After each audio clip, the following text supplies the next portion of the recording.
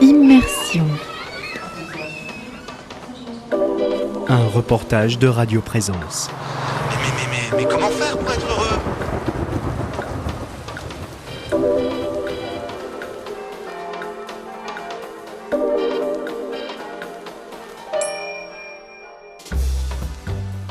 Nous te rendons grâce, Seigneur, pour cette marche que nous avons effectuée. Nous sommes dans la joie d'arriver à Saint-Bertrand pour ce jubilé, voilà qu'on appelle aussi grand pardon. Jésus disait à ceux des Juifs qui croyaient en lui, « Si vous demeurez fidèles à ma parole, vous êtes vraiment mes disciples. Alors vous connaîtrez la vérité, et la vérité vous rendra libre. » Ils lui répliquèrent, « Nous sommes la descendance d'Abraham, et nous n'avons jamais été les esclaves de personne. Comment peux-tu dire, nous devons libres ?» Jésus leur répondit, Amen, 7h30, ce jeudi 2 mai. Un groupe de pèlerins quitte au pied des Pyrénées, à quelques kilomètres de Saint-Gaudens, le magnifique site de Lugaron. Dans quelques heures, ils atteindront la cathédrale Sainte-Marie de Saint-Bertrand de Comminges, but ultime d'un pèlerinage débuté quelques jours auparavant. Parti de Caser, le dimanche 28 avril, sous la houlette du père Gérard Holl, et en lien avec les aumôneries des prisons, une dizaine de pèlerins déposaient ce jeudi 2 mai des lettres des détenus du centre de détention de Muret et de la maison d'arrêt de Seyss. 4 jours durant, sur les routes du Comminges, chantons, prions, en union de pensée et de prière avec ces détenus qui, via l'aumônerie, leur avaient confié leurs lettres et méditant ce verset de Saint Jean, « La vérité vous rendra libre », ils ont marché. De Muret à Saint-Bertrand, le pèlerinage de l'Espérance. Une rediffusion de mai 2019. Oui, mais le mot espérance a plusieurs acceptations. Bernard Gimonet, aumônier de prison au centre de détention de Muret. Pour les prisonniers, l'espérance, c'est d'abord l'espoir de sortir, évidemment, de leur prison. Et puis, petit à petit, au gré de nos rencontres et du travail qu'ils font sur eux-mêmes, des célébrations qu'on peut faire, des rencontres d'aumônerie, voilà, ils prennent la pleine conscience de ce que signifie le mot espérance. Et une personne détenue qui m'avait construit une maquette de bateau, il faisait ça pour se distraire et pour occuper le temps. Et donc il m'avait demandé de baptiser le bateau. Et j'avais choisi Espérance justement. Voilà, donc c'est marrant que tu me poses cette question. Voilà. Pour eux, c'est l'espérance, c'est aussi en dehors de choses concrètes à laquelle ils aspirent, et puis en dehors de l'espérance chrétienne, c'est aussi l'espoir qu'on ne les oublie pas dehors. C'est pour ça que, au risque de lasser mes amis, mes proches, dès que j'ai une occasion de parler des détenus et de la prison, et je le fais, quoi. Et voilà. Et donc ce pèlerinage, évidemment, je le fais pour eux. Je leur ai expliqué que je faisais ça. Et évidemment, je ne peux pas m'empêcher de penser à eux. Eux qui tournent en rond dans les cours de promenade. Moi, je marche droit devant moi jusqu'à Saint-Bertrand de Comminges. Et avec l'horizon. L'horizon.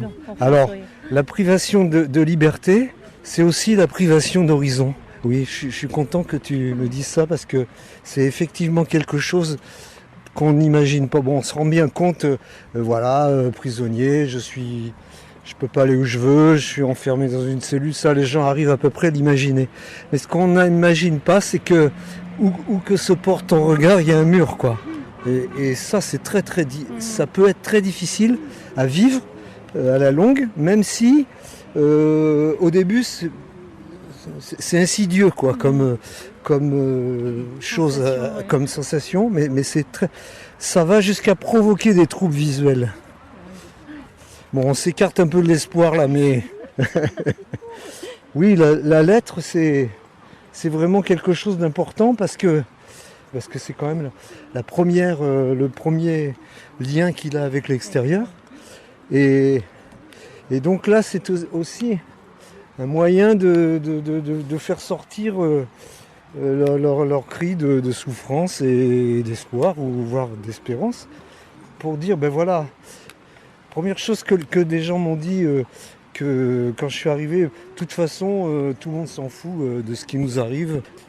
Les gens pensent que de toute manière, on n'est pas là pour rien, qu'on l'a bien mérité, et que ce qui nous arrive, c'est notre problème, et qu'on s'en fout. Alors j'ai dit, attendez, mais si je suis là, c'est pas à titre personnel, c'est justement pour vous manifester que des gens non seulement ne vous oublient pas, mais essayent de se renseigner, non pas de... Et existe aux yeux des autres. Oui, voilà, c'est ça, oui. Oh, Gérard! Sans se connaître et partis pour des raisons clairement ou non exprimées, les 10 pèlerins ne tardent pas à tisser des liens et à se reconnaître frères en humanité, frères en Christ. Au terme de 5 jours, ils auront fait communauté. Solange. Et alors, qu'est-ce qui m'a plu là? Le fait de marcher. Ça, c'est sûr, de faire un pèlerinage vivant. Saint-Bertrand, j'aime bien. L'idée des prisonniers, ça m'a intéressée. Et puis, le thème, la vérité rend libre. Ce qui, moi, ne m'évoquait pas tellement Saint-Jean, mais la réalité des médias, du politiquement correct, de la novlangue,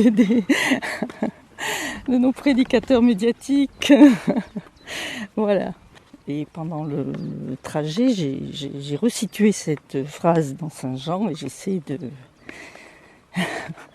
la penser dans le thème où elle a été prévue. C'est une responsabilité aussi de marcher ainsi. Nous sommes libres sur ces chemins qui vont de Muret à Saint-Bertrand. Et oui, on a la chance d'avoir on a eu 2 aumôniers de prison et ils nous parlent beaucoup de la vie en prison, parce que moi je ne connais pas, je suis très loin de tout ça. Et ah oui, maintenant on est bien sensibilisés, on y pense, et je crois qu'on va y penser même après Saint-Bertrand de Comminges. Oui, on a une lettre d'un prisonnier à laquelle on répondra d'ailleurs à la fin du pèlerinage. Une démarche personnelle certainement pour chacun d'entre nous, mais également dans une dimension communautaire et beaucoup plus large que ça, dans une dimension d'église. Oui. De groupe déjà, parce que c'est une notion, je vois, très importante, le groupe. Et là, on a la chance. Il fonctionne bien. On est porté par le groupe aussi, et par le père, organisateur. Oui. Et on est une douzaine de marcheurs, donc le groupe n'est pas très grand. C'est vrai qu'on chemine un peu avec chacun. Ah oui, ça c'est très important. Qu'est-ce qui te pousse? Quelle est la secousse qui a décidé pour toi de ce chemin? La source vive, celle qui te motive, a-t-elle jailli d'un seul coup sous ta main? Pour que ta quête un jour te projette tout seul, sac au dos, en humble pèlerin. Pour que ton rêve aujourd'hui soulève autant de poussière en mon pauvre jardin. Et sur cette route longue, ponctuée par des haltes, des rencontres et des temps de prière, les détenus sont là, présents. D'ailleurs, ne sont-ce pas eux qui ont mis en marche ces pèlerins? 7h, mardi 30 avril, au départ de Castillon. Au nom du Père, du Fils et du Saint-Esprit. Amen. Voilà, ici, c'est une prière donc, que Bernard nous a donnée. Prière à Notre-Dame des Taulards. Ô Marie toute puissante, sur le cœur de Dieu, regarde avec tendresse tous ceux qui traversent l'épreuve de l'incarcération. Qu'ils reçoivent de toi le courage et la patience de purger leurs peines, le désir de sortir avec un de saisir ta main tendue et celle de leur famille. Voilà, nous venons d'arriver dans le village de la Bartinard. L'église est ouverte, comme toutes les églises d'ailleurs, sur le passage du pèlerinage, puisque le Père Gérard a demandé à ce que les églises soient ouvertes. Et nous sommes accueillis, je crois que nous allons même avoir une visite avec Marie-Thérèse. Alors ici c'est l'église principale de la Bartinard, mais pendant le Moyen-Âge il y avait deux paroisses, donc 2 églises. Alors là c'est l'église principale maintenant, Et pas loin d'ici, il y a la première chapelle, qui était la première paroisse du village. Alors vous allez remarquer aussi quelque chose d'intéressant, en bois, au-dessus du portail, un pélican. Alors c'est le symbole de l'histoire du pélican qui représente la résurrection et le sauvetage des hommes par Dieu. Alors le pélican, eh oui, c'est ça l'histoire. Vous avez pas vu qu'il y avait plein de pélicans partout là, Voilà, c'est ça. Vous avez pas remarqué? Le motif c'était un pélican. Je me demandais ce que c'était. Ah, Alors c'est ça, l'histoire que l'on raconte... Partage de la route, joie de la rencontre, les grâces du chemin. Daniel. Alors plusieurs choses. La première peut-être c'est de faire connaissance les uns avec les autres venant de milieux très différents. La deuxième chose c'est de faire connaissance avec le milieu carcéral. Et troisièmement c'est peut-être, intéressant de connaître un petit peu les hommes et les femmes qui sont incarcérés. Voilà les trois grands axes de la connaissance d'aujourd'hui. Bien sûr, le support et la prière et la louange qui nous permettent justement de mieux comprendre et de prier pour ceux qui sont enfermés, nous autres qui sont sur ces routes et ces chemins ouverts à la nature avec ce soleil magnifique. Voilà, la prière est toujours là. Ce pèlerinage, si on parle de cette vérité qui nous rendra libres, c'est aussi peut-être un chemin de dépouillement. Alors dépouillement dans tous les sens du terme, on va alléger notre sac, mais dépouillement intérieur. Ah oui, le fait de faire un pèlerinage, c'est déjà marcher. Le fait de marcher pendant des heures et des heures, et puis c'est plusieurs jours, nous renvoie à nous-mêmes, nous renvoie à ce que nous sommes, et nous conduit un petit peu dans ce cheminement de la vie, voilà, qui se découvre. Et il n'y a pas d'âge pour se découvrir. Et comme il n'y a pas d'âge pour connaître le Jésus, voilà.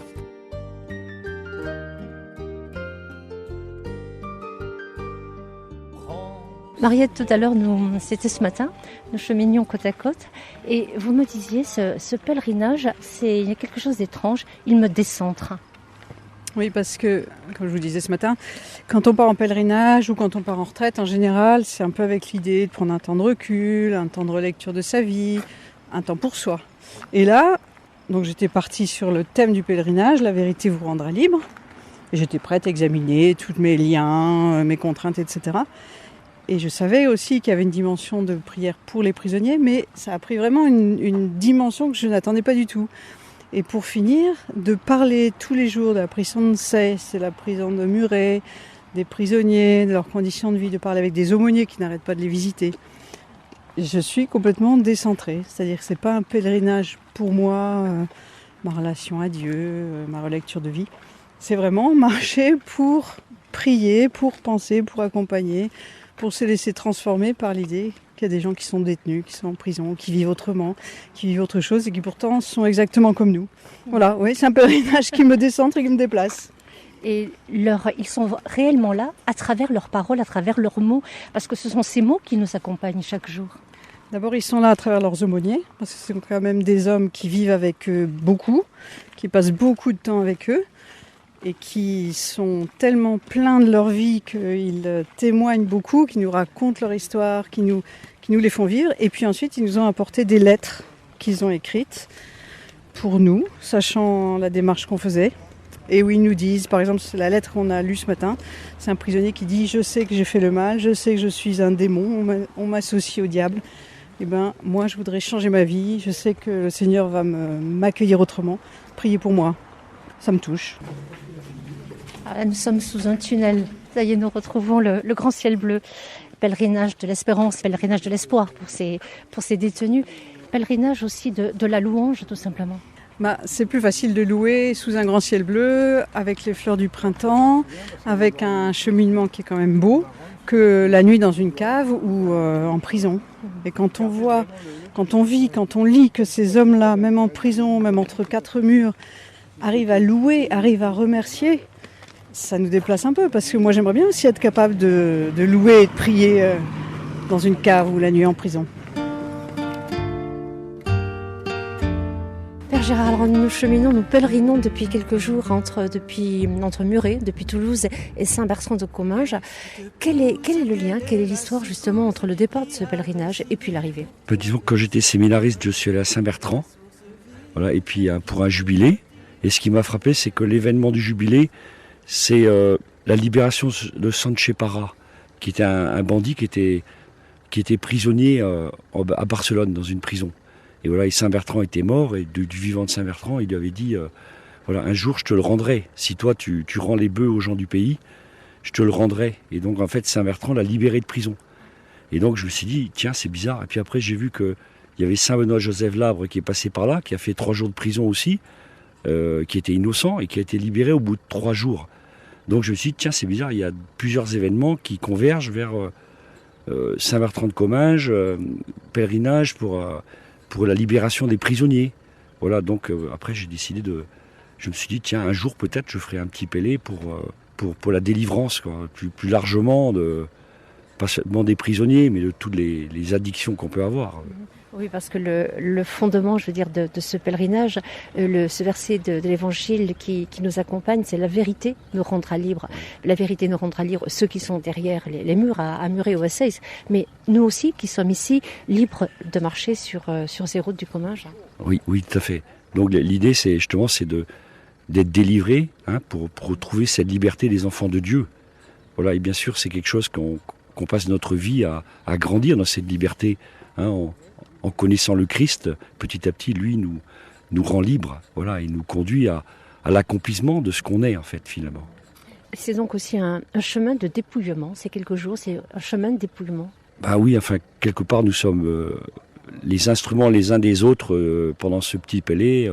Le Seigneur nous utilise les uns les autres pour nous modeler, hein, comme on modèle l'argile. Voilà, les pèlerinages, c'est des temps un petit peu où on n'est pas dans nos habitudes, dans notre routine, donc on est ouvert un peu à recevoir des autres quelque chose. Ouvert à l'inattendu, ouvert à une multitude de possibles. Ah oui, tout à fait. Donc, il y avait surtout les pèlerins qui marchent, et puis les quelques personnes qui viennent nous rejoindre pour marcher avec nous, les paroissiens qu'on rencontre aussi le soir, comme hier soir, voilà. Tout compte fait, nous sommes très nombreux à pèleriner, en pensée, en communion de cœur, en communion d'esprit. Oui, voilà, le petit groupe là qu'on forme, il porte dans sa prière déjà les détenus de Seyss et de Muret, mais aussi le diocèse. Et puis après, la grâce de Dieu, on est des portes pour la grâce de Dieu qui va vers d'autres personnes qui ne sont pas là. Voilà. Comme je disais hier soir, la grâce de Dieu descend sur nous, mais quand on a confiance en Dieu, en fait, elle déborde aussi vers d'autres personnes. Donc c'est un temps de grâce ? Ah bah oui, tout à fait. Vous avez vu, on a du beau temps, du soleil, on voit la montagne à côté, donc c'est super. Comme un souffle fragile, ta parole se donne, comme un vase d'argile, ton amour nous façonne. Tout comme d'autres, Robert nous a accueillis à la halte d'un soir. Là encore, joie du partage et joie d'une rencontre prolongée. Le chemin nous ouvre et nous rassemble. Robert nous accompagnera jusqu'à Saint-Bertrand. La première des grâces, en fait, ça a été qu'une amie qui s'occupe de l'église de la Barthe vienne me trouver avant-hier pour me dire qu'il y aurait une messe à 18h. Et précisément ce jour-là, moi j'étais vraiment habité par un grand besoin, d'une part de rencontre, de me retrouver avec des personnes parce que je vis relativement isolé en principe, très solitaire. Et ce jour-là, j'avais vraiment besoin de retrouver des frères et sœurs et que ce soit autour d'une messe, évidemment, c'était encore mieux. Donc je me suis rendu à cette messe et à partir de ce moment-là, effectivement, je me suis raccordé à votre groupe. Et ça, pour moi, c'est déjà une grande grâce, quoi. Voilà. Et après, des grâces, il y en a eu à chaque instant, quoi. Surtout le chemin, c'était le soleil qui nous accompagnait, c'était les échanges avec les uns et avec les autres, c'était ce lieu superbe dans lequel nous nous sommes retrouvés hier soir pour dîner et vous pour y passer la nuit. Et voilà, et je pense que ça continue de moment en moment et que le Seigneur est avec nous, nous accompagne et nous comble de tout ce dont il peut nous combler. Mais le pèlerin ne se nourrit pas que de paroles, de chants et de prières. Tout au long de ces 5 jours, 2 anges gardiens, Élise et Gérard, avec une immense gentillesse et des talents de cuisinier hors pair, ont veillé et nourri les pèlerins. On ramène beaucoup de choses. Élise avait prévu grand. Voilà, elle avait prévu grand. C'était une rencontre avec Élise. Premier binôme, ça s'est bien passé. Voilà, premier binôme.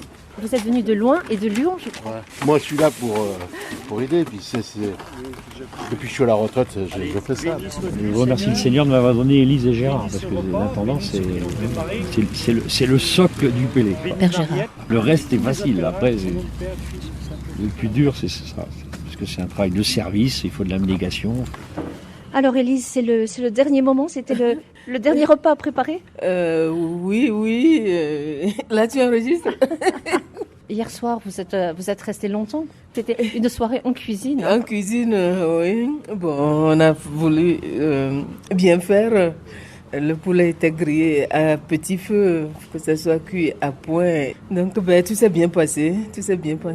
Très content du séjour, très content de ce que chacun a apporté, très, très contente des partages. Et voilà. C'était un groupe très, très fraternel et très soudé. Oui, voilà, très fraternel, très soudé. Et puis bon, j'aimerais garder le contact et continuer avec un peu tout le monde, quoi. Si c'est à refaire, je referai. Antoine, est-ce que vous avez une histoire avec des détenus, avec le monde carcéral? À vrai dire, non. Sauf que j'ai eu le privilège peut-être d'être juré, quoi. Et donc de passer une semaine au tribunal correctionnel, avoir une dizaine de jugements. Et alors pour nous former, ils nous avaient emmenés visiter la prison de Muret. Voilà, c'était il y a quelques années. Et ça m'avait quand même impressionné de voir que, bon, par exemple, en haut des ateliers où on travaillait, c'était un peu Monsieur Tout-le-Monde qu'on voyait, quoi, hein. Des papis qui étaient là depuis je ne sais pas combien de temps, mais ils faisaient leur travail tranquillement, quoi. Et donc ça m'a fait prendre conscience peut-être un peu que ça pouvait arriver à tout le monde, quoi. Enfin, d'être en prison. Hein. De se retrouver là. Et au fur et à mesure, là nous sommes le déjà presque 3e jour, qu'est-ce qui se vit? Qu'est-ce que vous découvrez? Qu'est-ce qui se vit au sein de ce groupe et de ce pèlerinage? En fait, il y a 2-3 personnes dans le groupe qui ont vraiment une expérience des détenus, quoi, donc qui nous la font partager. Et donc c'est ça qui est intéressant, c'est cette rencontre-là, quoi, de découvrir un peu à travers eux leur démarche d'accompagnement, par exemple, des détenus, quoi. Pour vous, c'est une responsabilité également de porter ces lettres de détenus. Vous êtes un passeur, un vecteur de la parole de ces détenus. Oui, enfin, dans la mesure où on a reçu ces lettres, ça veut dire que les personnes détenues font confiance, attendent quelque chose, quoi. Donc, je ne sais pas ce qu'on peut faire pour eux, mais on ne peut pas les décevoir en tous les cas.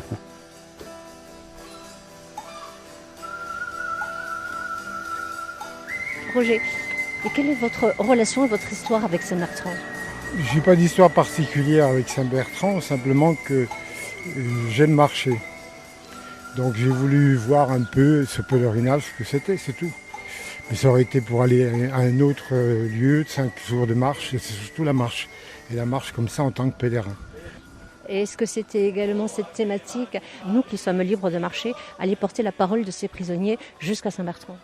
Alors ça, je ne le savais pas, je l'ai découvert en rentrant dans le groupe. C'est vrai que ça m'a fortement sensibilisé et fortement impressionné. Plusieurs fois par jour, nous lisons quelques-unes de ces lettres qu'ils nous ont confiées, des lettres qui vous bousculent. Oui, j'en ai une dans le sac, ou sur moi, qui m'a fortement perturbé.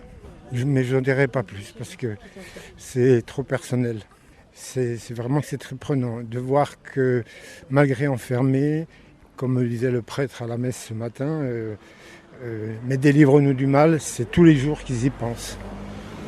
Et avec un lien qui s'établit avec cette personne que vous ne connaissez pas, un lien qui s'établit à travers ces mots, à travers cette lettre, à travers ces pas que nous faisons chaque jour, et à travers cette communion, cette union de pensée et de cœur.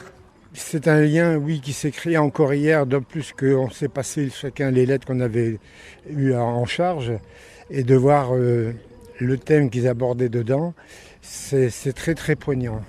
ça ne fait que renforcer le voyage que l'on fait et de penser à eux journellement, voire même au-delà du pèlerinage. Et les pèlerins ont déposé les lettres des détenus au pied du tombeau de Saint-Bertrand. En cheminant, priant et célébrant par la pensée et par le cœur avec les détenus de Muret et de Saïs, ils ont osé l'espérance, la vie plus forte que la mort, le pardon plus fort que la haine.